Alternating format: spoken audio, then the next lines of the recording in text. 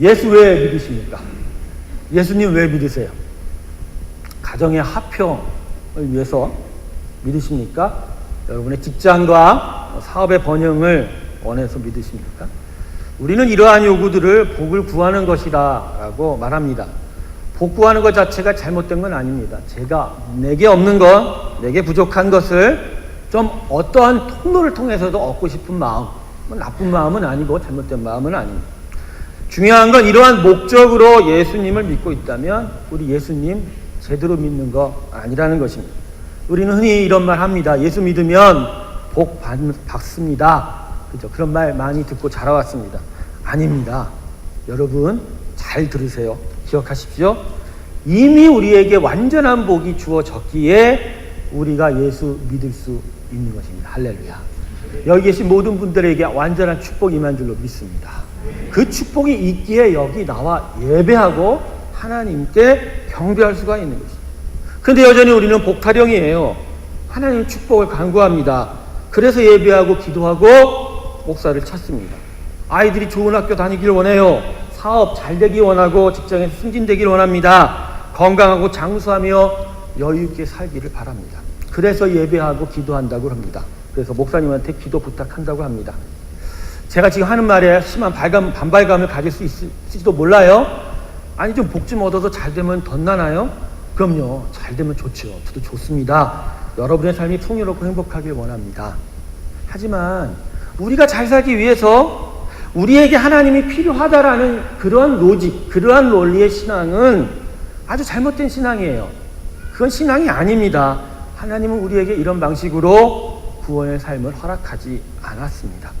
우리가 복 받기 위해서 복을 구하려고 하나님을 믿고 교회에 오늘 이 자리에 나와서 예배한다면 우리의 교회 그리고 우리의 신앙은 불교의 사찰이나 힌두교의 사원이나 이슬람의 모스크에서 이루어지는 것과 서로 다를 것이 아무것도 없다라는 거예요. 그들도 그들의 절대자에게 복을 구하고 있어요. 그 복을 위해서 그들도 예배하고 그들도 복을 위해서 기도하고 있다는 것입니다. 우리만 기도하는 줄 아십니까? 안 그래요. 예수의 이름으로 기도하는 자가 우리일 뿐이지 기도는 전 세계 모든 사람들이 다 합니다. 밖에 나가서 무신론자한테 내가 너를 위해서 기도한다라고 하십시오. 해보십시오. 안 믿는 사람한테 그래도 내가 너를 위해서 복을 빌어줄게 하시오. 그런 말을 해보시면 절대 싫어할 사람 아무도 없다는 거예요. 다 복을 얻기 위해서 기도하는다는 얘기죠. 우리가 복을 구하러 예수님 믿으면 예수 믿는 사람 아닙니다. 자, 예수 제대로 믿는가 한번 테스트 한번 각자가 한번 해보도록 할게요. 성경의 한 구절 여러분에게 드리겠습니다. 시편 23편 1절인데요. 자, 23편 1절에 뭐라고 했죠? 주는 나의 목자시니 그 다음에 뭐라고 했죠? 내가 부족함이 없으리로다. 자, 상반절에 주는 나의 목자시니가 더 좋습니까? 마음에 끌려요? 아니면 뒷부분 내가 부족함이 없으리로다에 더 마음이 끌리십니다. 2초 드릴게요. 2초. 손 들지 마세요. 진실로 말하노니 주님이 강하게 선포하는 어법을 저도 따라합니다. 진실로 말하노니 하나님이 나의 목자 되심에 마음이 가는 분이 제대로 예수 믿는 분이십니다. 할렐루야. 왜요? 무언가를 바라고 얻기를 원하는 것보다 하나님이 내게 누구인가를 더 중요하게 여기는 것이 그게 신앙이에요. 그게 믿음이에요. 성경은 그렇게 가르치고 있고 복음은 우리에게 그렇게 복과 하나님과 그리고 믿음을 가르쳐주고 있다는 것입니다. 우리가 실수를 제일 많이 하는 부분이 무엇입니까? 우리가 무엇을 해야만 복을 얻는다고 여기는 것입니다. 여러분 이건 세상의 방식이에요. 세상이 우리한테 가르치는 거예요. 이런 말은 다 사탄이 우리에게 거짓말하는 것입니다. 가장 큰 거짓말이 너가 이렇게 하면 복이 올 거야 라는 거예요. 여러분 절대 속지 마세요. 복은요 하나님께서 우리를 선택하신 그 존재로부터 이미 완벽하게 주어진 것이라는 거예요. 여러분에게 더 이상 복이 필요 없어요. 여러분 이미 받은 분이십니다. 할렐루야. 그 복이 여러분 삶 가운데 나타나고 드러날 때 여러분 안에 삶에 아직도 세상 방식으로 살아가는 장애물들과 나쁜 습관들을 고쳐가야 되고 새로운 질서를 세워가는 그 시간의 문제가 있지. 여러분은 이미 복 다 받은 사람이에요. 그런데 여전히 복 타령하고 있다라는 것입니다. 마태복음 5장 5절에 온유한 자는 복이 있나니, 그렇죠? 그가 무엇을 얻을 것이라고 했죠? 땅을 기업으로 받을 것이다. 자, 여러분 이 말씀을 보면 복이 뭐예요? 온유한 자가 복이 있다고 그랬어요. 온유한 자가 되는 그 상태, 그 구원의 존재 상태가 뭐라고요? 하나님이 준 복이다라는 거예요. 그러면 땅을 기업으로 받는 것, 그것도 뭐예요? 그거 뭐냐고요? 온유한 자에게 당연스럽게 나타나는 하나님적 현상이라는 거예요. 하나님을 우리를 온유한 자로 만들었고, 그래서 그 은혜대로, 그 복대로 우리가 온유한 자로 되어가면서 하나님의 우리에게 주신 삶의 귀한 터전들이 귀하게 세워져 가고 확장되어져 간다라는 것입니다. 근데 우리는 이것을 거꾸로 해석합니다. 땅을 많이 얻으려면 뭐 해라? 온유한 자가 되라. 왜 이렇게 해석합니까? 빨리 얻고 싶어서 그렇죠. 빨리, 그리고 많이 하나님 주신 땅을 얻고 싶어서. 그래서 이런 해석을 가지고 우리는 온유하려고 노력을 하는 거예요. 온유하려고. 근데 이게 제대로 되지가 않죠. 왜 제대로 되지 않을까요? 예수를 제대로 믿어야 온유함이 나타나는 거죠. 예수 그리스도를 제대로 닮아가면서 온유함을 나타나는 거죠. 그런데 복만 구하고 예수 닮는 일은 나하고 상관이 없어 그러니까 온유함이 나타나요. 어느 정도 인간의 노력으로는 조금 온유하겠죠. 그렇지만 집에서 새는 바가지 밖에서 샌다고 하나님 축복 안 하시는 성품이 어디 밖에 가서 그대로 온전하겠습니까? 반드시 어느 곳에서 터지고 결국은 강팍함이 드러나게 되어 있다는 것입니다. 그래서 심각한 문제가 생기는 거예요. 온유한 것이 안 되니까 그런 척이라도 해보는 거예요. 그런 척하면 복이라도 받겠지. 안 그렇거든요. 그게 위선이 되고 가식이 되는 거죠. 외식하는 것이 나타나는 것입니다. 주님이 그렇게 꾸짖었던 바리새인들의 신앙관이 바로 이것이었다라는 거예요. 복을 구하고 하나님이 주신 조건의 축복을 원했던 것이지 하나님 나온 사람, 하나님을 닮는 형상의 사람 되는 것에는 관심이 없었다는 것입니다. 또 우리가 많이 실수하는 것이 있습니다. 많은 그리스도인들이 예수 믿기만 하면 무엇이든지 갖고 싶은 것은 다 가질 수 있고 하고 싶은 것은 다 할 수 있다고 여깁니다. 본문 하반절을 보십시오. 오늘 본문이 세 부분으로 나눠져 있는데 하반절에 뭐라고 말씀합니까? 내 이름으로 아버지께 무엇이든지 구하면 다 받게 하려 함이라. 여러분 요 하반절만 떼어놓고 본다면 예수 믿고 그 이름으로 기도하면 다 얻을 수 있다라는 해석이 가능하죠. 드러난 문자라고 보면 그렇다는 것입니다. 하지만 안 그렇습니다. 16절 전체적인 문맥을 살펴보면 반드시 그렇지가 않다라는 거예요. 그렇게 해석하지 마세요. 예수 이름을 기도하면 모든 게 다 이루어진다. 안 그래요, 여러분. 그렇지 않아요. 보세요. 하나님께 우리가 예수님의 이름으로 기도한다는 것은 무슨 소린가요? 무슨 의미예요? 우리의 기본적인 존재와 처지로서는 우리는 하나님께 도저히 나아갈 수 없다는 것이에요. 그분은 너무나도 밝은 빛이에요. 근데 우리는 완전한 어둠이에요. 여러분 빛 앞에 어둠이 존재할까요? 존재해요? 빛 앞에 어둠이 있으면 바로 사라지죠. 우리가 그런 존재라는 거예요. 하나님 앞에 쓸 수가 없어요. 그런데 그런 죄인인데 예수 그리스도가 우리 앞에 서서 우리 대신 하나님의 그 빛난 빛을 대신 받아주고 계신 거예요. 그래서 예수님 뒤에 서서 우리가 살 수가 있다라는 것이죠. 그렇기 때문에 예수 그리스도의 이름으로 기도하거나 그 이름이 없이는 하나님께 나아갈 수 없다라는 것입니다. 오늘 이 시간에 기억하십시오. 하나님은 우리를 보시는데 무엇을 통해서 보시냐고요? 나의 행위를 통해서? 나의 인격을 통해서? 안 그렇죠. 누구를 통해서만 보십니까? 예수님을 통해서 보십니다. 거룩한 예수님. 오늘 거룩한 예수님을 통해서 많이 여러분 예배 드릴 수 있고 거룩한 예수님이 지금 이 설교 가운데 함께 하시기에 그 말씀이 여러분에게 전달이 되는 거라. 주님의 이름으로 기도한다는 것은 바로 이런 의미입니다. 우리에게 완전한 의로움을 이루어주는 빛된 의로움, 빛된 삶을 이루어주시는 예수님의 이름으로 기도할 때에만 하나님이 그 기도에 응답하신다. 그러니까 무엇이든지 예수님의 기도하면 응답한다는 게 아니라 길이요 진리요 생명이신 예수님의 이름에 합당하게 구할 때, 그분께 합당한 것으로 구할 때 하나님께서 그 모든 것을 이루어 주시는 것입니다. 진짜 그래서 예수님 믿는 사람은 예수님 제대로 믿고 있는 사람은 자기가 기도하는 내용이 이게 하나님적인지 세상적인지, 예수님이 원하는지 내가 원하는 것인지, 하나님이 원하는 것인지 사탄이 원하고 세상이 원하는 것인지 이미 분별하고 기도할 수 있어요. 여러분 자신을 속이지 마세요. 이 기도가 내 탐욕인지 하나님 원하시는지 이미 여러분 다 알고 있어요. 알고 있는데 여러분의 욕심이 그 기도를 자꾸만 하나님께 드려간답니다. 드려가봐야 땅에 떨어집니다. 하늘에 안 올라가요.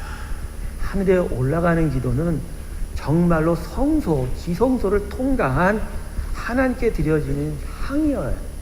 요한계시록에 2번의 그 향을 성도의 기도가 합니다.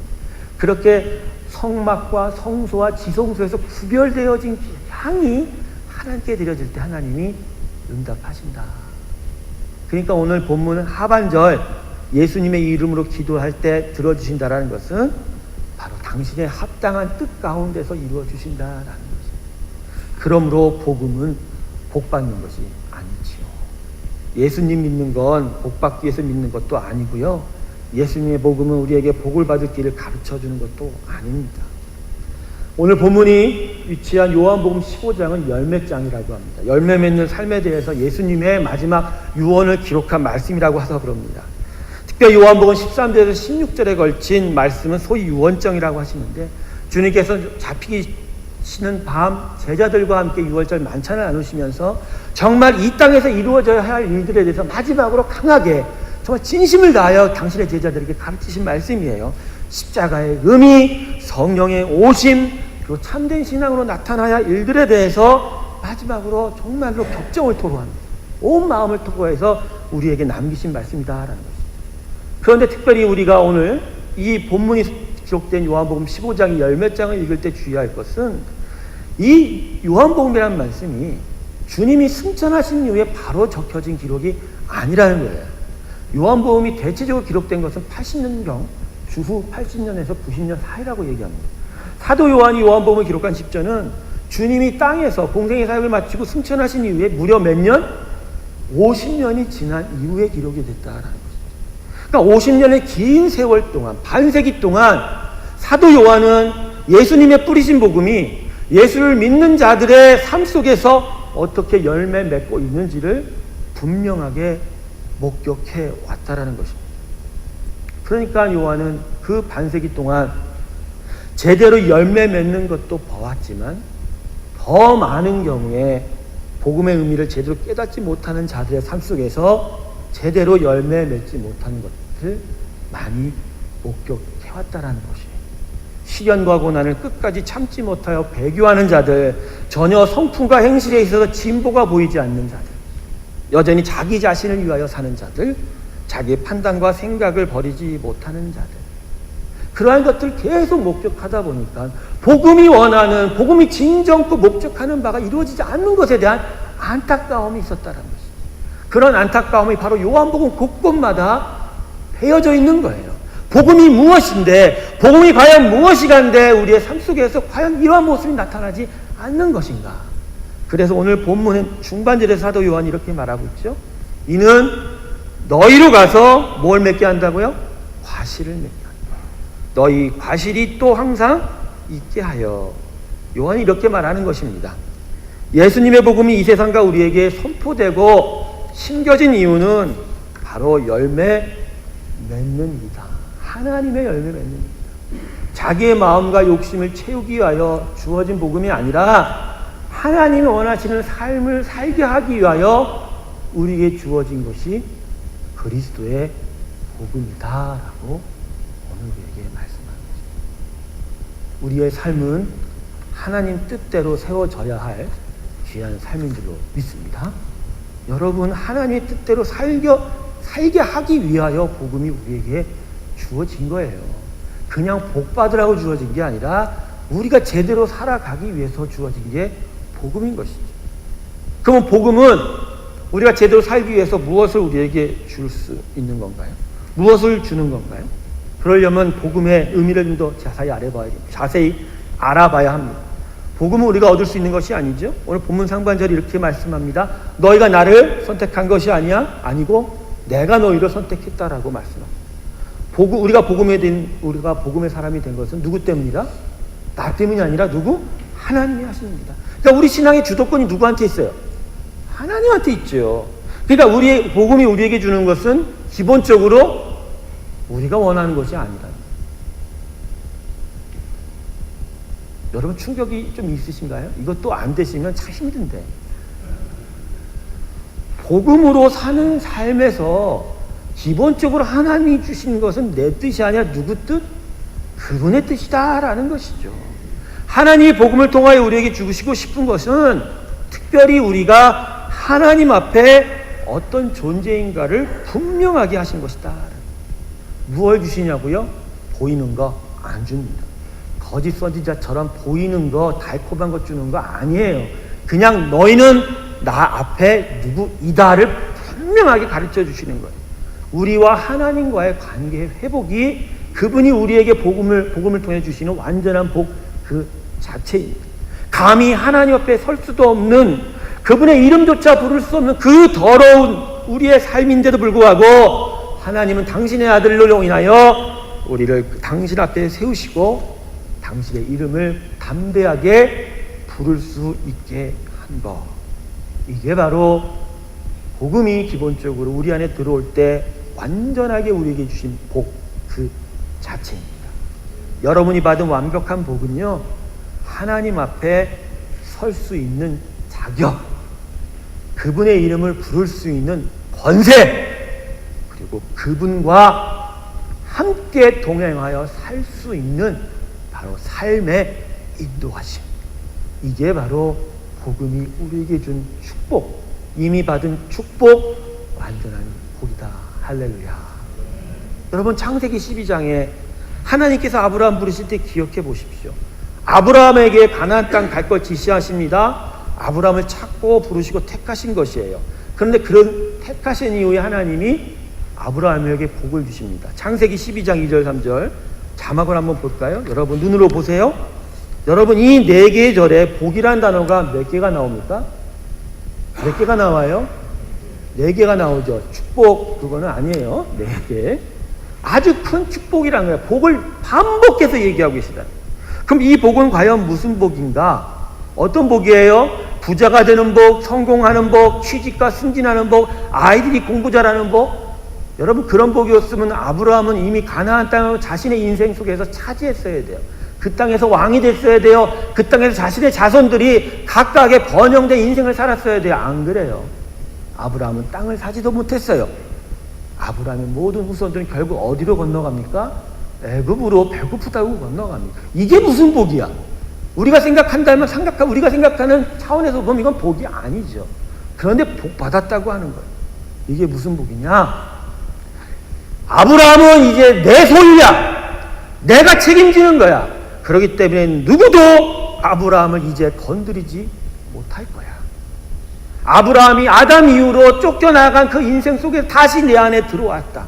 이제 그러기 때문에 아담 이후에는 나의 전적인 축복과 인도하심이 없었는데 이제는 이 아브라함부터 그의 후손까지 내가 전적으로 복주고 인도하고 보호할 것이다.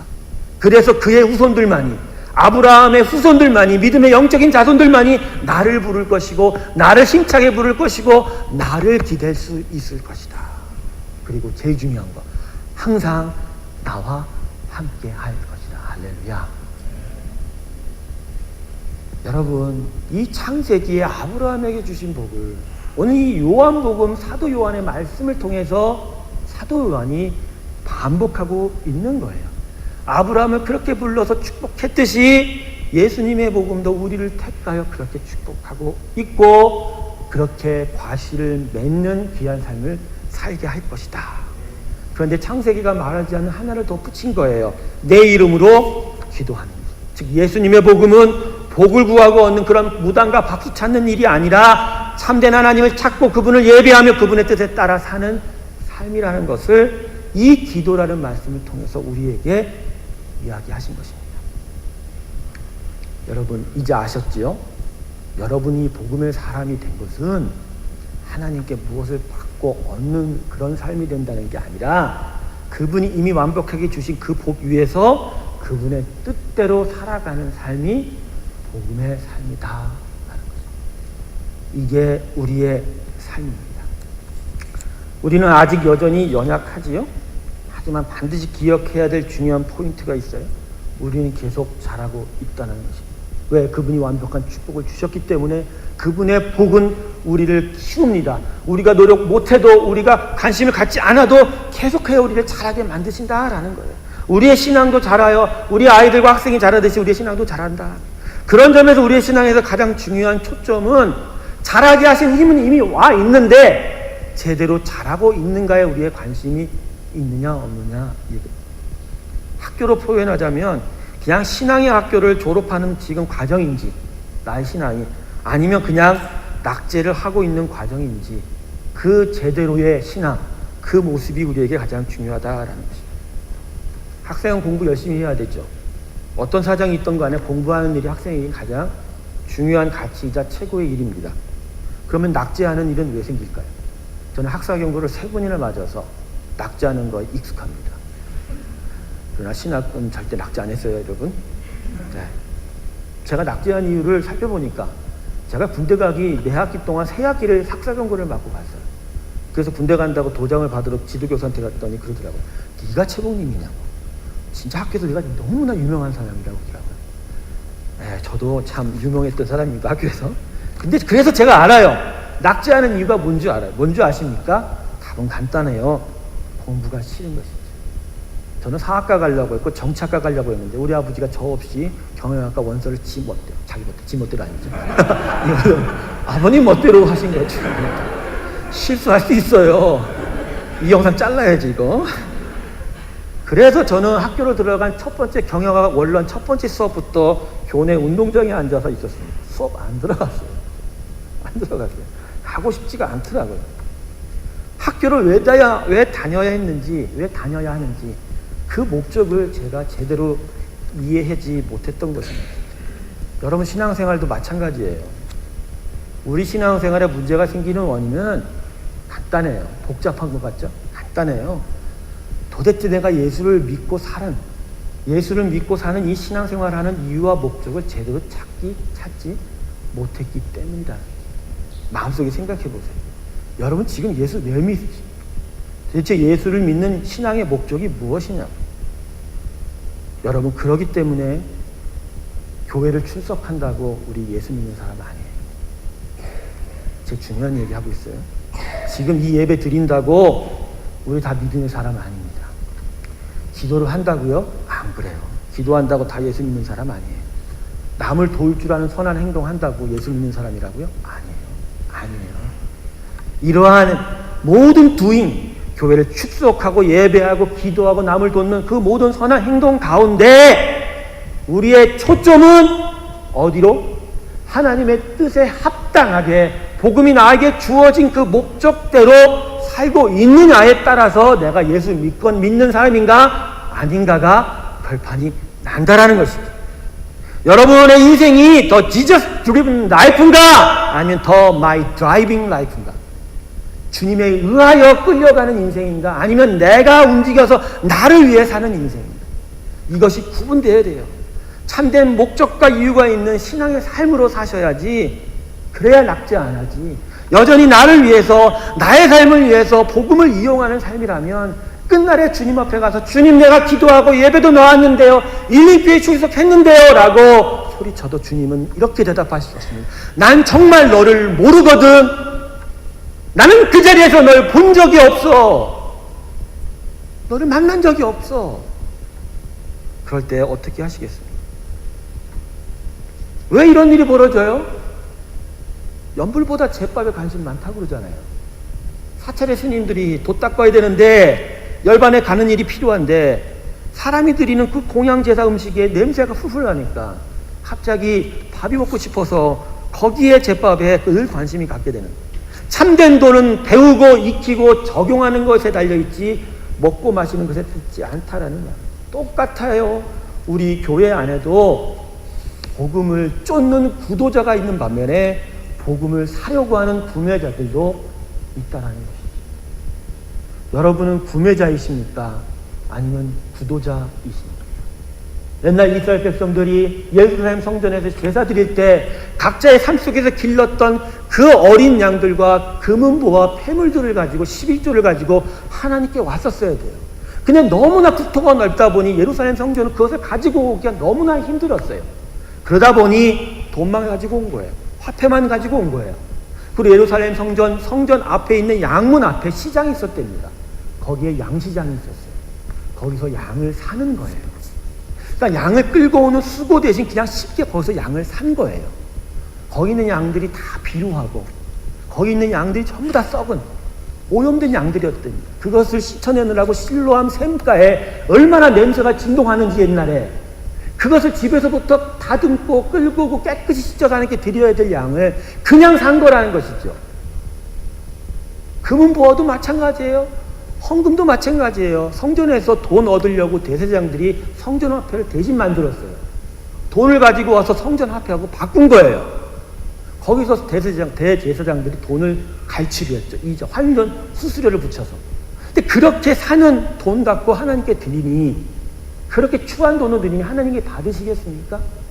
그러니 예루살렘에 드렸던 성전의 예배는 무너진 거예요. 그런데 거짓 선지자는 저 화려한 성전이 있으니 하나님이 결코 우리에게 떠나지 않을 것이다. 저 성전이 우리에게 있으면 그것이 우리의 복의 증거니라. 그러고서 예루살렘이 멸망하고 성전이 무너졌던 것이죠. 여러분, 지금 정성껏 예물을 드리고 준비하며 하나님을 찾고 예배하는 일이 여러분 가운데 있으십니까?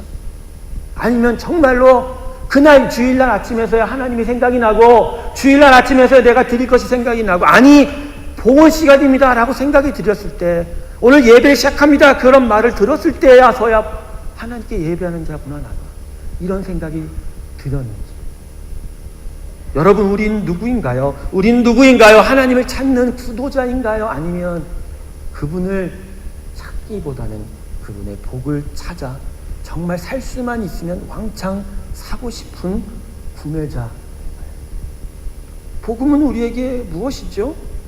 예수님의 복음을 받은 것이 그냥 복으로만 여겨지는가요? 아니면 정말 그분의 복음 안에서 사는 것이 너무나 기뻐서 그래서 정말로 어쩔 줄 모르는 그러한 정말 은혜의 삶을 살고 있는 우리인가요? 여러분 더 이상 복을 구하지 마십시오. 이미 복은 와 있어요. 그 복을 우리 삶 속에서 귀하게 주의 가르치시는 삶 따라 계속하여 살아나갈 때 그 복이 우리 삶 가운데 완전한 열매를 맺게 될 줄로 믿습니다. 말씀을 마치겠습니다. 예수 왜 믿느냐고요? 복 구하는 거 아니지요? 그분이 나의 목자가 되시니 너무나 좋아서 믿는 거예요.